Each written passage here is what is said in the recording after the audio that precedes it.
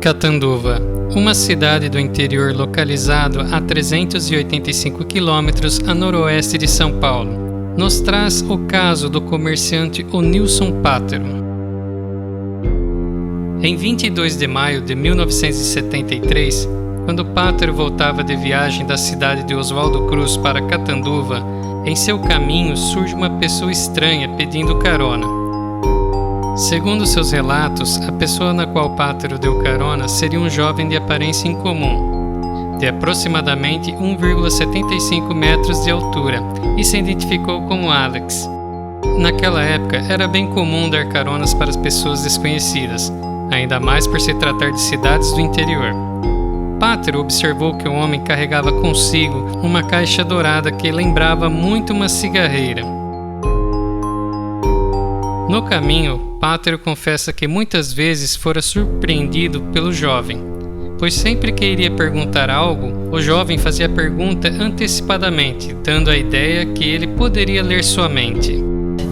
Andei mais ou menos 50 metros, 100 metros, e eu olhei para ele para ver naturalmente se ele o que ia fazer em Catanduva, se tinha algum parente lá, se morava em Catanduva ou era vendedor, mas quando foi fazer a pergunta para ele, ele já me perguntava a mim, antecipando o meu pensamento, quanto tempo morava em Catanduva. Eu sou nascido, sou criado em Catanduva, eu moro na Rua Goiás, no 94. Muito bem. Quando eu acabei tudo de falar para ele, eu novamente queria perguntar, eu naturalmente queria fazer na cidade de Catanduva, né? Se ele morava lá, eu tinha parente. Mas quando foi fazer a pergunta, ele novamente já me perguntava a mim qual era o ramo de atividade que eu exercia. Após deixar o jovem em seu destino, Alex teria dito a Pátero que o visitaria um dia. Intrigado, o comerciante voltou para a estrada e alguns quilômetros adiante seu veículo começou a falhar e o rádio a dar algumas interferências. Em seguida, um foco de luz azul surge.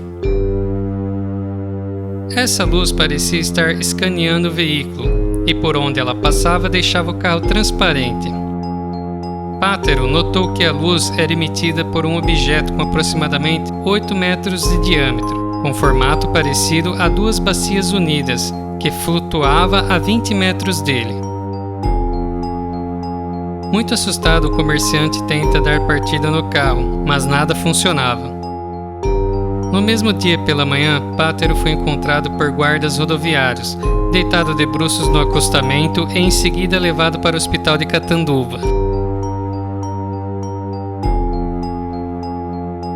3 dias após o incidente, manchas começaram a surgir em seu corpo e Pátero foi levado para São Paulo para uma série de exames mais detalhados, mas nunca foram revelados os resultados.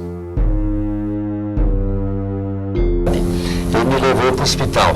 Cheguei lá no hospital Paulo Albino, a pessoa que me atendeu, a doutora Elia Chedlik, o médico atuante da cidade, até eu moro na cidade, e falou, eu encontrei esse moço assim na estrada, deitado. Interessante, São Paulo, o seguinte, que eu estava deitado, fiquei deitado de bruço, estava chovendo, a noite chovia, mas eu só estava molhado a parte da frente, sabe? A parte da frente, a parte do bolso, as costas, apesar de estar chovendo, não estava molhado. Mas em 3 dias procurei o médico.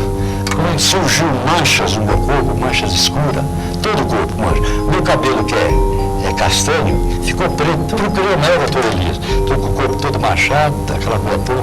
Ele olhou. Naquilo ele estava me examinando, chegou a equipe de ufologia de São Paulo. O doutor Mark Beverov, o doutor Guilherme Verde, o doutor Xanabi, uma equipe de ufó de São Paulo, foram lá no hospital e acharam por bem me levaram para São Paulo para fazer os exames lá, entendeu?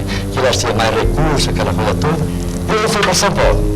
Fiquei em São Paulo, fiquei lá mais uns 5 dias na casa do Dr. Marco Beverov, fez todos os testes de exame, foi feito eletroencefalograma, foi feito biópsia daquelas manchas nas mãos, foi feito biópsia, eletroencefalograma, foi feito umas 5, 6 sessões de hipnose regressiva em São Paulo, nas quais ele nunca falou nada para mim. Em 22 de abril de 1974, voltando da cidade de Marília, novamente Pátero é atingido por uma luz intensa. Assustado, sai correndo, mas a luz parece levitá-lo, impedindo sua fuga, e logo em seguida acorda em uma sala oval com vários equipamentos que ele nunca teria visto. Dentro dessa sala, ele reencontra o jovem na qual ele teria dado carona em 1973. Novamente, ele foi encontrado sozinho, porém desta vez no alto de um morro na região de Colatina, no estado do Espírito Santo, a mais de 1.000 quilômetros de distância de Catanduva.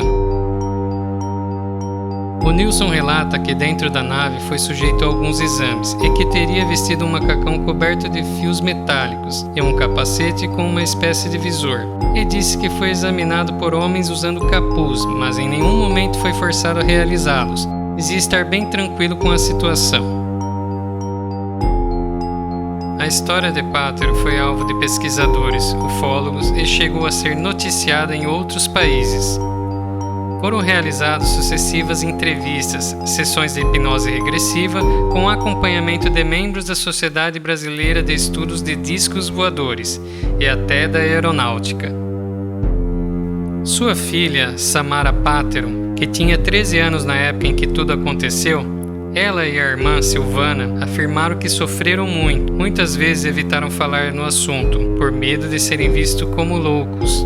Segundo Samara, as abduções são mais comuns do que se imagina, mas muitos não revelam por vergonha.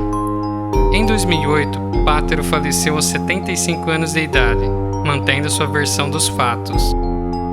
Sua história divide em opiniões entre acreditar ou não, mas devemos levar em conta que ele era um pai de família, avô, e por ser comerciante, isso poderia prejudicar sua reputação. O que levaria uma pessoa, em seu juízo normal, a inventar toda essa história? Uma vez que relatos de OVNIs naquela época e até mesmo hoje não são compreendidos pela maioria.